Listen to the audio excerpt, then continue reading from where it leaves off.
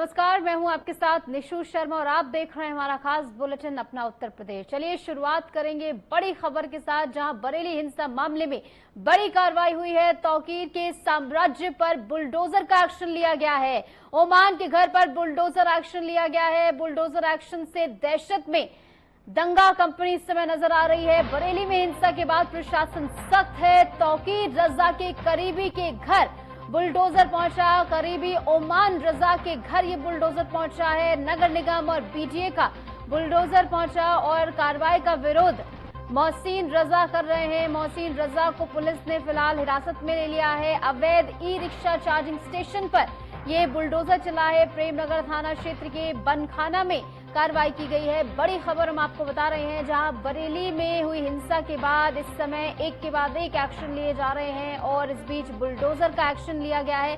तौकीर रजा के करीबी के घर बुलडोजर पहुंचा है। तो बड़ी खबर हम आपको बता रहे हैं, जहां पर बरेली में हुई हिंसा के बाद यानी आई लव मोहम्मद को लेकर जो अफवाहें फैली, उसके बाद जो विवाद खड़ा हुआ, उसके बाद अब एक के बाद एक बड़ी कार्रवाई की जा रही है। और ऐसे में आप देखिए, तौकीर रजा के करीबी के घर पर ये बुलडोजर पहुंचा और अवैध निर्माण पर यहां पर कार्रवाई की गई है। पीला पंजा चलता हुआ यहां पर अवैध निर्माण पर नजर आया। तौकीर के करीबी के घर पर ये बुलडोजर पहुंचा। तस्वीरें भी आपको दिखा रहे हैं।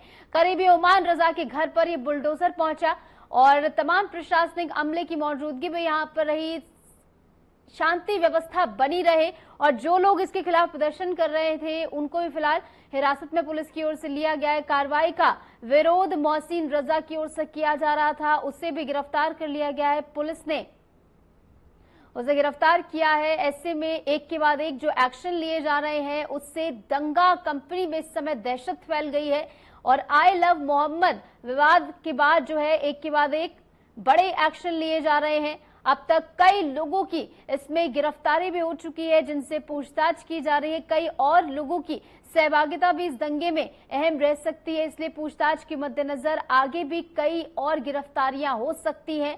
और ऐसे में बरेली हिंसा मामले में एक के बाद एक एक्शन जो लिए जा रहे हैं, उससे दंगा कंपनी में इस समय हलचल मची हुई है। खौफ में दंगा कंपनी इस समय है, क्योंकि जिस प्रकार बरेली में दंगा किया गया, उसके बाद साफ तौर पर जो एक्शन पुलिस का देखने को मिला है, इससे दंगा कंपनी दहशत में है और इसके बाद आने वाले समय में भी ये एक्शन इसी प्रकार जारी रहेगा।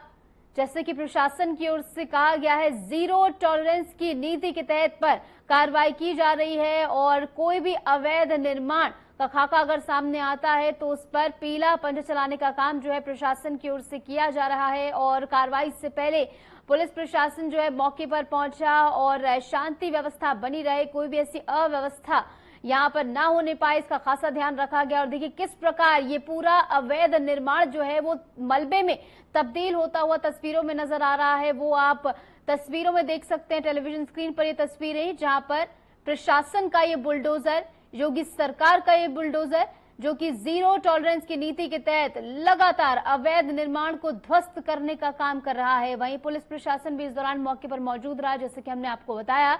और बरेली में खासकर यहाँ पर प्रशासन खासा सतर्क है। जगह जगह पर जो है चप्पे चप्पे पर पुलिस की निगरानी है। कोई भी ऐसी अप्रिय घटना या अशांति की स्थिति ना बने, इसका खासा ध्यान प्रशासन की ओर से रखा जा रहा है। तौकीर रजा जिसके आह्वान पर लोग पहुंचे और वहां पर जो है प्रदर्शन किया गया, आई लव मोहम्मद के बैनर तले जो जिस प्रकार से यहां पर विवाद हुआ, उसके बाद से लगातार प्रशासन जो है एक्टिव इस समय नजर आ रहा है। पूरी सतर्कता के साथ इस पूरे इलाके की निगरानी की जा रही है और एक के बाद एक बड़े एक्शन भी यहां पर लिए जा रहे हैं। जैसे कि आप तस्वीरों में हम आपको लगातार दिखा रहे हैं, बुलडोजर का एक्शन अवैध निर्माण पर लिया गया है और बरेली में प्रशासन इस समय सख्त है।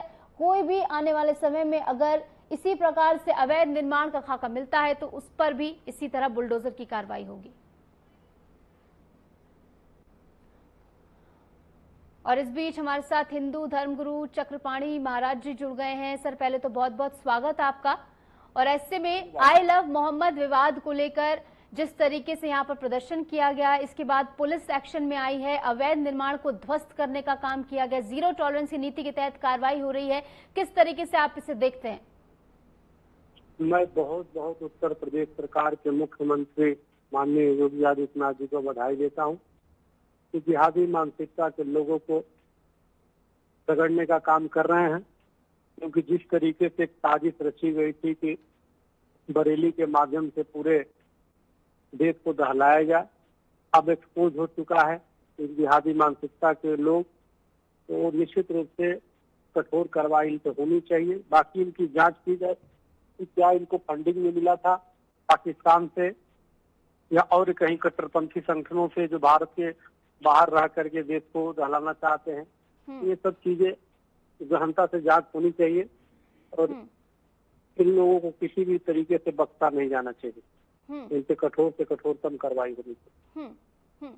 सर, एक ये भी बात है कि जो ये बैनर लिए गए, ये बताया ये जा रहा है कि उनकी खुद की इसमें जो है आपकी आवाज बहुत कम आ रही है। मेरी आवाज आप तक पहुंच पा रही है चक्रपाणी जी? हाँ, अब आ रही है जी। चक्रपाणी जी, मेरा सवाल आपसे ये है कि जिन लोगों के हाथ में पोस्टर्स थे, उन्होंने कहा कि हमारी जो आस्था है उसके हिसाब से हमने आई लव मोहम्मद के पोस्टर पकड़े, लेकिन इसके पीछे जिस तरीके से तौकीर रजा ने भड़काऊ बयान दिए, उनकी मंशा को आप किस तरीके से देखते हैं कि पोस्टर्स की ज्यादा गलती है या फिर उनके भड़काऊ भाषण की इसमें ज्यादा गलती है? नहीं, देखिए, ऐसा आई लव यू मोहम्मद करो या आई लव यू महादेव करो, किसको आपत्ति हो सकती है? सरकार या कोई किसी को क्या मतलब भाई आप प्रेम करो, किसकी बात है। लेकिन अभी लव यू मोहम्मद कहते आप पुलिस वालों पे ईंटा चलाओ, पत्थर चलाओ, देश को धमकी दो, हिंदुओं को धमकी दो और तोड़ फोड़ करो, आपके मंसूबे साफ न हो, तो ये गलत बात है। ऐसे नहीं होना चाहिए। और मौलाना आज से नहीं, काफी समय से मेहनत कर रहे थे दंगे कराने का। वो आज से एक दिन का नहीं हुआ दंगा, बहुत समय से वो लगे पड़े थे। उनकी बयान पिछला हिस्ट्री देख लीजिए, तो हमेशा कहते थे कि अगर जो मुसलमान रोड से उतर जाएंगे तो, लेकिन मुसलमान उनके साथ नहीं जुड़े हैं, वो जिहादी कट्टरपंथी लोग हैं। तो ये काफी समय से प्रयासरत थे, लेकिन इस बार वो प्रयास तो किया था, अच्छा प्रयास किया था, लेकिन वो गच्चा खा गए। नहीं जानते थे कि भाई समाज का मूड बदल चुका है और अब शिकंजे में जाओगे। अब देखिए, उन्होंने मासूम बच्चों तक को भी मोहरा बनाया। ठीक है चक्रपाणी जी, इस बीच हमारे साथ मेहताब उस्मानी जी भी जुड़ गए हैं, मुस्लिम स्कॉलर हैं। सर, आपका भी बहुत बहुत स्वागत। तो सर, पहला रिएक्शन आपका इस पूरी कार्रवाई पर, अवैध निर्माण को ध्वस्त करने का काम यहाँ पर योगी सरकार के प्रशासन में किया गया है, इससे में किस प्रकार आप इस पूरी कार्रवाई को देखते हैं? मैडम देखिए, सब लोग ये कह रहे हैं कि आई लव मोहम्मद पे कोई वो नहीं है ऑब्जेक्शन हमें, लेकिन कोई ये कहने के लिए तैयार नहीं जब वो ऑब्जेक्शन नहीं है तो वो FIR किस बात की गई थी कानपुर में। वो FIR वापस लेते तो ये बवाल ही नहीं बढ़ता बिल्कुल भी। आप FIR भी वापस नहीं लेते और ये भी कहते हैं कि आई लव मोहम्मद से कोई प्रॉब्लम नहीं। अरे उस बैनर पे आई लव मोहम्मद ही तो लिखा था, जिसकी वजह से आपने इतनी FIR कर ली। उसको कहने के लिए कोई तैयार नहीं है कि भाई वो गलत हुआ। बाकी सारी बात कहने को तैयार है, बरेली में क्या हुआ, कैसे हुआ, क्यों हुआ, उसको सब कहने के तैयार है। आप उसको कहो ना जो मेन जड़ थी। उसके लिए एक बार ही मुख्यमंत्री जी बोल देते कि हम इस मामले की जांच करेंगे, किसने गलत FIR करी है और हम अपने आप देखेंगे मामलों को, खत्म थी बात। बात बढ़ती नहीं, लेकिन बात बढ़ानी थी और बेगुनाह लोगों पे और निर्दोष लोगों के घरों पे बुलडोजर चलाना था, जिससे उनको सुकून मिलता है, आराम मिलता है। निर्दोष अवैध निर्माण जब कहा गया है तो निर्दोष कहाँ से? अवैध, सुन लीजिए, अवैध निर्माण पे अगर बुलडोजर चलेगा ना तो आधा उत्तर प्रदेश धराशायी हो जाएगा, प्लेन मैदान बन जाएगा आधा उत्तर प्रदेश। आप कैसी बात कर रहे हो ना, अवैध निर्माण पे बिठाइए इंक्वायरी। तो मैं कहता हूँ अगर 50% संपत्ति अवैध ना है फिर उत्तर प्रदेश की सरकार का, अगर 50% पे बुलडोजर चला दो आप, अगर चलाना चाहते हो। उसमें कोई मुस्लिमों की थोड़ी है। ये तो वो है कि अगर तू मुझसे छेड़ करेगा तो मैं तेरे घर पे बुलडोजर चला दूंगा। ना कोई कोर्ट, ना कोई कचहरी, कोर्ट भी आप, सुप्रीम कोर्ट भी आप, हाई कोर्ट भी आप और बुलडोजर भी आपका। अरे सर, दशकों का साम्राज्य एक दिन में कैसे ध्वस्त किया जा सकता है? धीरे धीरे सामने आएंगे, उसके बाद ही होगी ना कार्रवाई। अरे एक साथ कर दो ना। आपको जब आपको तानाशाही करनी है तो फिर ये इंतजार किस चीज का है? एक साथ दे दो ऑर्डर, पुलिस आपके हाथ में, चला दो बुलडोजर। बुलडोजर और मंगा लो किसी और प्रदेश से जहाँ आपकी सरकार है। चक्रपाणी जी, मेरा सवाल आपसे इसी पर, तानाशाही के तौर पर इसे देखा जा रहा है, इस पर आपका क्या रिएक्शन? हेलो जी, आपकी आवाज हम तक आ रही, बोलिए चक्रपाणी जी। हाँ बोलिए, क्या पूछ रही थी? तानाशाही के तौर पर इसे देखा जा रहा है। मेहताब उस्मानी जी कह रहे हैं कि ना तो आप हाईकोर्ट की मानते हैं, ना ही आप किसी की मानते हैं, सीधा बुलडोजर लेकर कार्रवाई कर देते हैं, वो कह रहे हैं। देखिए, मेहताब जी तरह से कट्टरपंथियों के प्रवक्ता बन जाते हैं। समस्या ये है, आदमी अच्छे हैं लेकिन पता नहीं क्या, जब भी कट्टरपंथी कोई जिहादी वो करता है ना, तुरंत उसके प्रवक्ता बन जाते हैं। इस्लामिक स्कॉलर हो के भी इनको समझ में नहीं आता है कि भाई बुलडोजर उसको चलता है जो देश को अशांति पैदा करने का प्रयास करता है। जो पुलिस वालों पे ईंटें पत्थर चलाता है, उससे बुलडोजर नहीं चले तो क्या फूल बरसाया जाए? फूल तो कवड़ियों में बरसता है ना, जो देश के लिए करते हैं, देश के लिए मरते हैं, देश के लिए तोड़ते हैं, भगवान का नाम लेते हैं, हैं और तिरंगा के आन बान शान के लिए कुछ करते हैं। तो लेकिन आप तो पता नहीं आई लव यू मोहम्मद करते हैं। कथनी करनी में जमीन आसमान का फर्क है। जैसे महापुरुषों की तस्वीर में छिपकली दिन भर छिपी रहती है, रात को निकल जाती है, उसी प्रकार महापुरुषों के आड़ में आई लव यू मोहम्मद के आड़ में आप हिंसा फैला रहे हैं। तो ये गलत बात है। आप जिस हजरत मोहम्मद साहब ने वो बुढ़िया रोज कूड़ा फेंकती थी और एक दिन नहीं फेंकी तो उसको देखने के लिए चले गए, उसके नाम पे आप हिंसा करते हो। हजरत मोहम्मद साहब होते तो खुद आपको लट्ठी मारते। तो लेकिन आप लोग समझने को राजी नहीं। ये आप लोग कहीं न कहीं विकृत कर रहे हैं, और आपको समझना चाहिए कि ये देश सबका है और ये देश में अशांति के लिए कोई स्थान नहीं है। इस देश में आप राष्ट्रभक्त बन के रहिए, आपका सम्मान होगा। आपको राष्ट्रपति तक बना दिया गया। देखो ना, कलाम साहब को किसने राष्ट्रपति बनाया? इसी देश के लोगों ने बनाया ना। तो इसलिए यहाँ पे जिसको सफाक हमीद के मादरे वतन से प्यार नहीं, उसको इस भारत में रहने का अधिकार नहीं। जो भी अगर गलत बयानबाजी करेगा, गलत हिंदुओं के प्रति नफरत घृणा फैलाएगा, समाज के प्रति घृणा फैलाएगा, ऐसे, और वो भी पाकिस्तान और तमाम जो इस्लामिक जिहादी देश हैं उनके इशारों पे, तो मेहताब जी कोई भी ठीक है चक्रपाणी जी। मेहताब उस्मानी जी, आपसे मेरा एक सवाल है। सर देखिए, जिस तरीके से आपने जो बात कही कि एफआईआर पर पूरा मुद्दा होना चाहिए था, उस पर कोई बात नहीं कर रहा है, बिल्कुल सही आपने बात की। अफवाह के मद्देनजर जो है ये पूरी प्रदर्शन की आग जो है फैलती हुई नजर आई, इस केवल एक अफवाह के दम पर। और ऐसे में लेकिन जो पूरा सिनेरियो क्रिएट हुआ उसके बाद आप तौकीर रजा की भूमिका इसमें किस प्रकार देखते हैं? क्योंकि उन्हें हाउस अरेस्ट करना पड़ा। वो चाहते तो ऐसा बयान दे सकते थे, उनके जो फॉलोअर्स हैं उनसे कुछ ऐसा शांतिपूर्ण बयान वो दे देते, लेकिन उसके बावजूद उन्होंने ऐसा लोगों से आह्वान किया कि वो लोग सड़कों पर आए। सड़कों पर इस प्रकार हालात बने कि पुलिस को लाठीचार्ज करना पड़ा। तो आप तौकीर रजा की भूमिका इसमें किस प्रकार देख रहे हैं? भड़काने वाली या फिर वो शांत कराने वाली तो कहीं से नहीं लगती मुझे।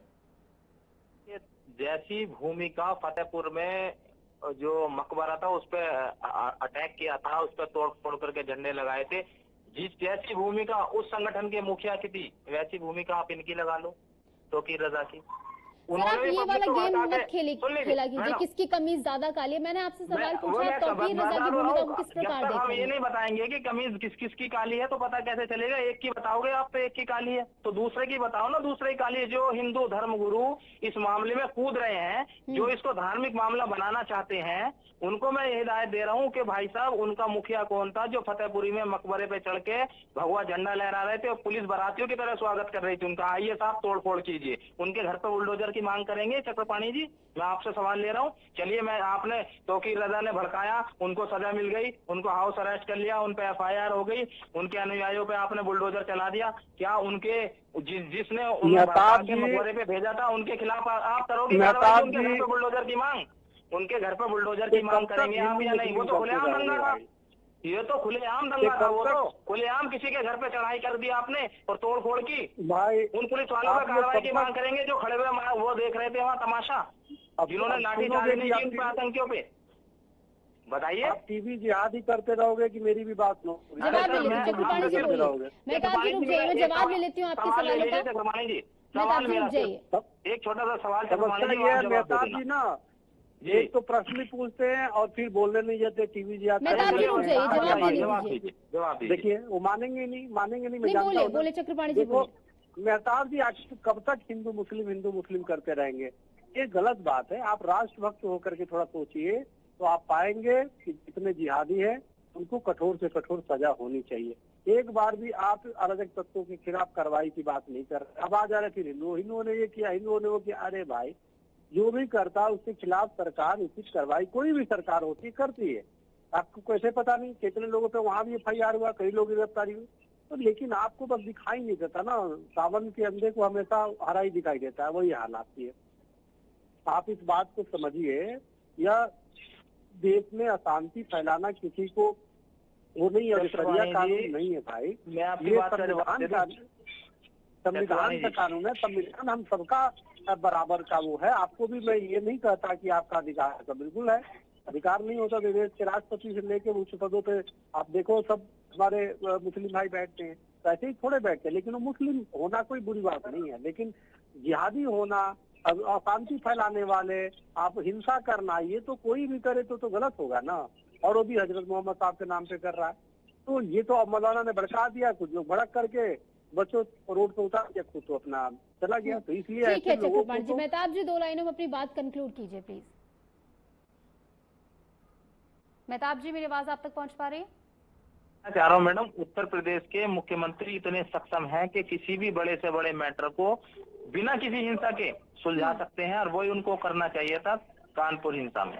कानपुर में ये बवाल फैलता ही नहीं। अगर माननीय मुख्यमंत्री जी एक बार एक बयान दे देते कि हम इस मामले की जांच करेंगे, अगर गलत FIR हुई है तो उनके खिलाफ सख्त कार्रवाई करेंगे, 2 शब्द कहने थे, मामला शांत हो जाता। हमें भी लगता है कि हमारे भी मुख्यमंत्री है भाई, हमारे लिए भी सोचा उन्होंने, और हमारे लिए भी 2 शब्द बोले कि हम उनके खिलाफ कार्रवाई करेंगे, लेकिन नहीं कहा।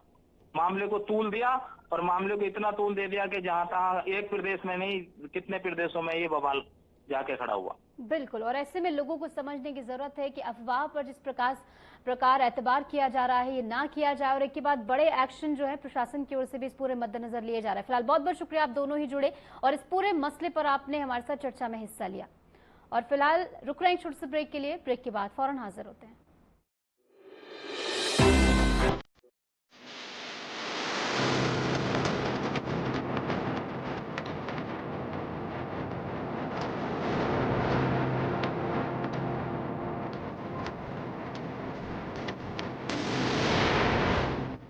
दो 2047 में कैसा होगा विकसित भारत का विकसित Uttar Pradesh?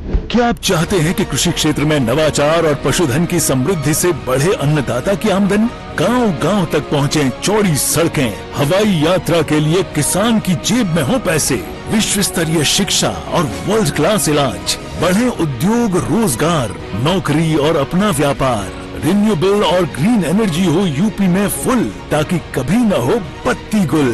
Deep tech, AI और इलेक्ट्रॉनिक संसाधनों का बिछे जाल, सांस्कृतिक धरोहर का पुनर्जागरण और गौरव काल। क्या आप चाहते हैं ऐसा उत्तर प्रदेश? अगर हाँ तो उठाइए मोबाइल, QR कोड को स्कैन करें और पोर्टल samarthuttarpradesh.up.gov.in पर लिखकर या बोलकर दर्ज कराएं सुझाव। आपके सुझाव से बनेगा विकसित यूपी का रोड मैप, और मूल्यवान सुझाव देने वाले किए जाएंगे सम्मानित, क्योंकि आपकी राय विकसित यूपी बनाए।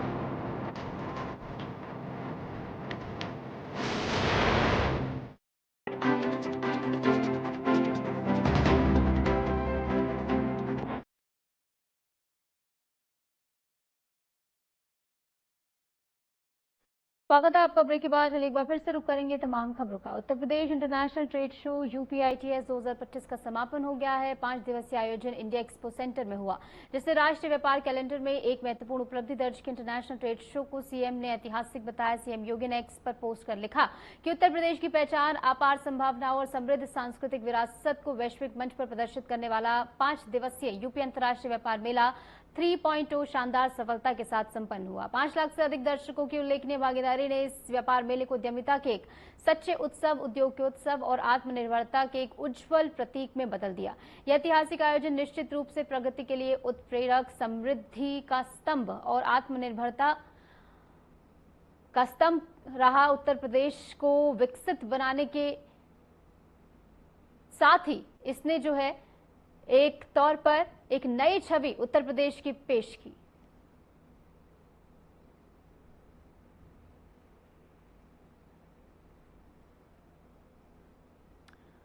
बढ़ेंगे आगे। शारदीय नवरात्रि की अष्टमी पर काशी की पावन धरती पर मां दुर्गा की भक्ति और नारी शक्ति का सम्मान एक अनूठे संगम के साथ देखने को मिला। पुलिस लाइन वाराणसी में मिशन शक्ति के तहत 501 कन्याओं का पूजन कार्यक्रम आयोजित हुआ, जिसमें राज्य मंत्री Dayashankar Mishra, Dayalu MLC Dharmendra Singh, police commissioner Mohit Agrawal, जिला अधिकारी सत्येंद्र कुमार और अपर पुलिस आयुक्त शिवहरी मीना ने कन्याओं के पांव पखार कर पूजन किया। राज्य मंत्री दयाशंकर मिश्रा दयालु ने इस अवसर पर सभी को नवरात्रि की शुभकामनाएं देते हुए कहा कि आज मातृ शक्ति की उपासना का पावन दिन है। मिशन शक्ति के तहत नारी की सुरक्षा, स्वाभिमान और सशक्तिकरण के लिए उत्तर प्रदेश के मुख्यमंत्री योगी आदित्यनाथ के नेतृत्व में ये भव्य आयोजन पूरे प्रदेश में हो रहा है।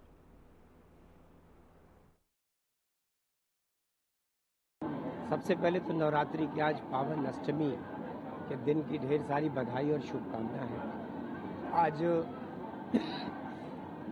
मातृशक्ति के प्रतीक नवरात्रि, जिसमें हम नौ दुर्गा और नौ गौरी की उपासना करते हैं, आज उसी क्रम में नारी शक्ति, नारी मिशन, जो मिशन शक्ति है, उसी के तहत नारी की सुरक्षा, नारी के स्वाभिमान और नारी के स्वावलंबन को लेकर उत्तर प्रदेश के मुखिया परमादरणीय योगी आदित्यनाथ जी के द्वारा ये 501 कन्याओं का जो कन्या पूजन का कार्यक्रम आज पूरे प्रदेश में कराया जा रहा है। निश्चित उसके लिए हम साधुवाद और बधाई देते हैं अपने प्रदेश के माननीय मुख्यमंत्री जी को कि ये मातृशक्ति का इससे बड़ा कोई सम्मान नहीं। जो छोटी छोटी बच्चियों की आज पूजा हो रही है, इससे आज मुझको लगता है कि ये नारी शक्ति का देश है, जो अपने देश को माता कहता है, भारत माता कहता है, अपनी धरती को माता कहता है, अपनी गाय को माता कहता है, अपने आंगन में उगने वाली तुलसी को माँ कहता है, तो मुझको लगता है गाय को माँ कहता है। तो ऐसी मातृशक्ति की उपासना का देश आज मातृ पूजा के तहत आज इन छोटी बच्चियों की पूजा कर रहा है, तो मुझको लगता है कि इससे एक बहुत बड़ा संदेश समाज में जाएगा। प्रधानमंत्री का संसदीय क्षेत्र और आध्यात्मिक नगरी कही जाती है काशी, और बेटियों का पूजा करना, जो बच्चियां उनकी पूजा करना एक अलग छवि जाती है, तो आप इसको कैसे देखिए? ये शक्ति की उपासना है, ये शक्ति स्वरूपा होती है, दुर्गा स्वरूपा होती है, यही महारानी लक्ष्मीबाई बनती है। तो ये काशी में ऐसी बच्चियों का पूजन, ये नवरात्रि में हम मातृ शक्ति की पूजा करते हैं और ये बच्चियां भी उन्हीं मातृ शक्ति का प्रतीक है, तो निश्चित ही हम इन्हीं के बहाने माँ की उपासना कर रहे हैं। बाराबंकी में सीएम योगी आदित्यनाथ के मिशन शक्ति विजन के तहत जिलाधिकारी ने राजकीय इंटर कॉलेज की छात्रा आंचल वर्मा को बनाया, एक दिन का जिलाधिकारी बनाया गया और इसके बाद डीएम आंचल ने तहसील कोषागार एवं डीएम कार्यालय का निरीक्षण किया। साथ ही आंचल ने जन समस्याएं सुनी, उनका निस्तारण भी किया। बच्ची ने प्रशासन और सरकार की क्रिया प्रणाली को करीब से देखा। जिलाधिकारी की माने तो इस तरह के प्रयोग बच्चों में आत्मविश्वास में वृद्धि करते हैं और साथ ही उन्हें जीवन में अच्छा कार्य करने के लिए प्रेरित भी करते हैं।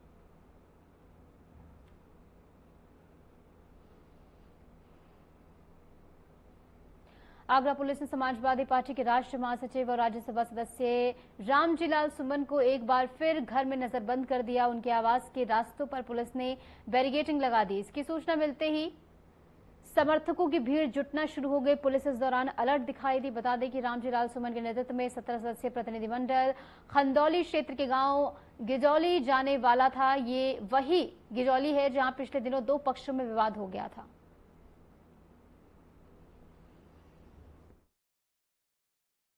जनपद आगरा थाना खंदौली के ग्राम जिरौली में कुछ दिन पहले 2 पक्षों के बीच में मारपीट और झगड़ा हुआ था, जिसमें कि दोनों पक्षों द्वारा इसमें सुलह समझौता कर लिया गया है और दोनों ही पक्ष कानूनी कार्रवाई से संतुष्ट हैं। अवगत कराना है कि धारा 163 BNSS पुरानी CRPC की धारा 144 लागू है और यदि किसी व्यक्ति द्वारा इसका उल्लंघन किया जाता है और अथवा ग्राम जिरौली में जाकर शांति व्यवस्था भंग करने की कोशिश की जाती है, तो उसके खिलाफ विधिक कानूनी कार्रवाई की जाएगी।